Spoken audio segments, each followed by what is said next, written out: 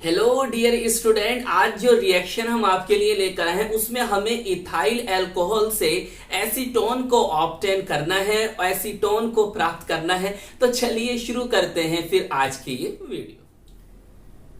तो देखिए CH3CH2OH clear, इसका कॉमन नेम होता है इथाइल अल्कोहल और आईयूपीएसी नेम होता है इथेनॉल।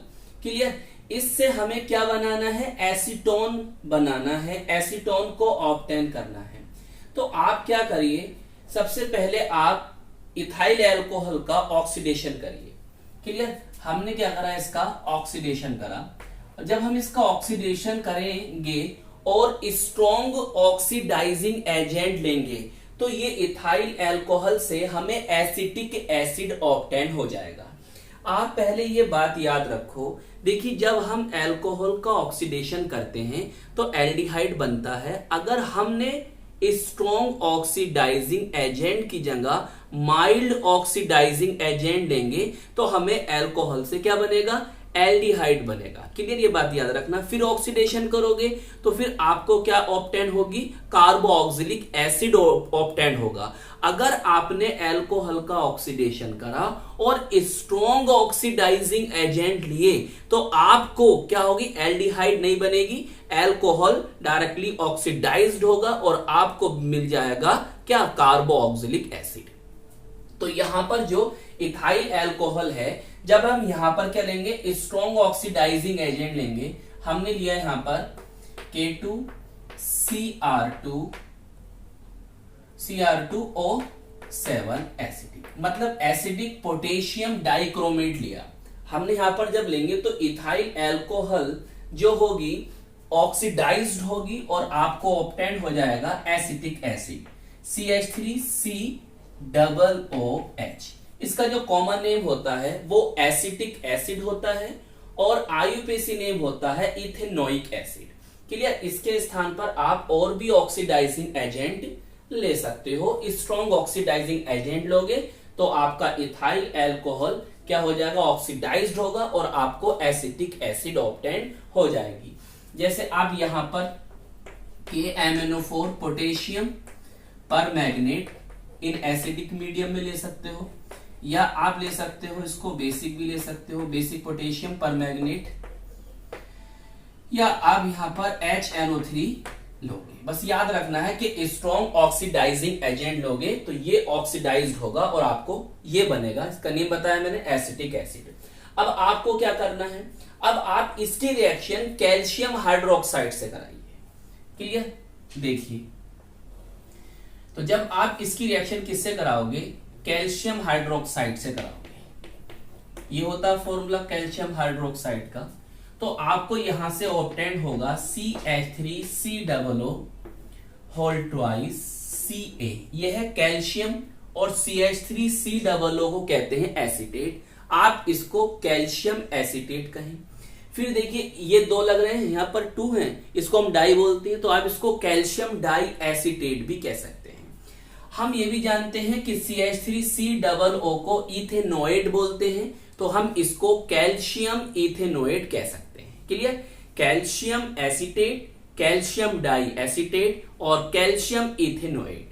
क्लियर, तो यहां से यहां तक कैसे पहुंचे, आपने यहां पर कैल्शियम हाइड्रोक्साइड को लिया। अब इस बात को समझ लो ये रिएक्शन हुई कैसे। देखिए ये हुआ ऐसे, भाई ये आपने क्या लिया, ये है आपके पास एसिटिक एसिड। क्लियर, इसकी रिएक्शन किससे कराई आपने, कैल्शियम हाइड्रोक्साइड से। जरा ध्यान से समझो इस बात को।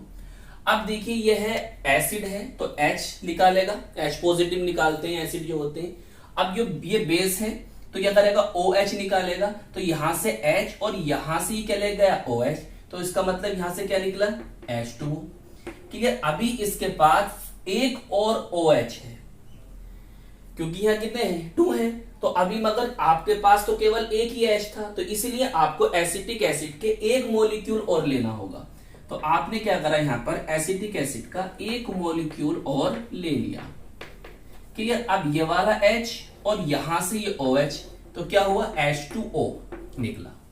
तो कितने मॉलिक्यूल बने H2O के, यहां पर आपको 2H2O ऑब्टेन होगा। क्लियर। एसिटिक एसिड के कितने मोल्स लोगे, 2 मोल्स लोगे और कैल्शियम हाइड्रोक्साइड की रिएक्शन कराओगे। और अब क्या बचा, अब देखो CH3 COO CH3 COO और ये क्या है कैल्शियम, तो बस ले लो यहाँ पर CH3 COO और ये इसका होल ट्वाइस और ये आ गया आपका कैल्शियम, नेम हो गया कैल्शियम एसीटेट।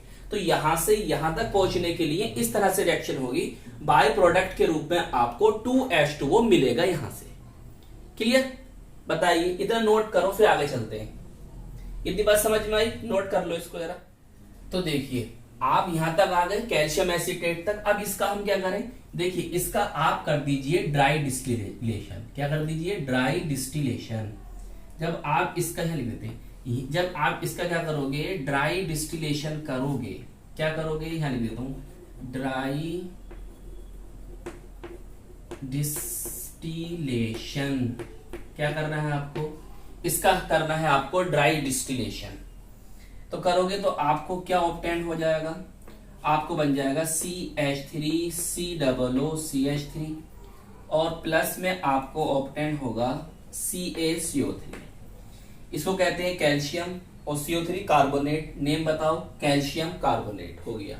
क्लियर। अब देखिए इस ये कौन है, मिथाइल और ये भी मिथाइल, कितने मिथाइल, डाई मिथाइल और CO है तो ये कीटोन है, तो इसका नेम होगा डाई मिथाइल कीटोन। इसका जो कॉमन नेम होता है वो एसीटोन होता है और जबकि IUPAC नेम प्रोपेनॉन होता है। तो आपने कैल्शियम एसीटेट का ड्राई डिस्टिलेशन करा जिससे आपको एसीटोन ऑब्टेन हुई और बाय प्रोडक्ट आपको कैल्शियम कार्बोनेट ऑब्टेन हो गया। अब ये रिएक्शन आप किस तरह से याद रखोगे, जरा इसे देख लो भाई। ये है आपके पास कौन, कैल्शियम एसीटेट, मैंने इसको लिखा इस तरह से और ये CA से जुड़ा हुआ है, फिर ये 2O, ये C और ये CH3। बोलिए समझ में आता। अब आपको क्या करना है, देखिए कैल्शियम है, इसको यहां से लीजिए और ऐसे आ जाओ, बताओ क्या बना, CA लिख देता हूं CA। फिर ये क्या है, कार्बन है C, कितने ऑक्सीजन है 1 2 और 3, तो क्या बन गया कैल्शियम कार्बोनेट। अब देख क्या बचा आपके पास, CH3 CH3CO CH3 CH3CO, मतलब इसको आप कैसे लिखे, देखो जरा। अब मैं इसको ले लेता हूं और इससे बन जाएगा आपको देखो CH3CO और CH3 और यही कौन है आपका एसीटोन प्रोपेनॉन डाइमिथाइल कीटोन। तो आपने इथाइल अल्कोहल से क्या ऑब्टेन करा, एसीटोन।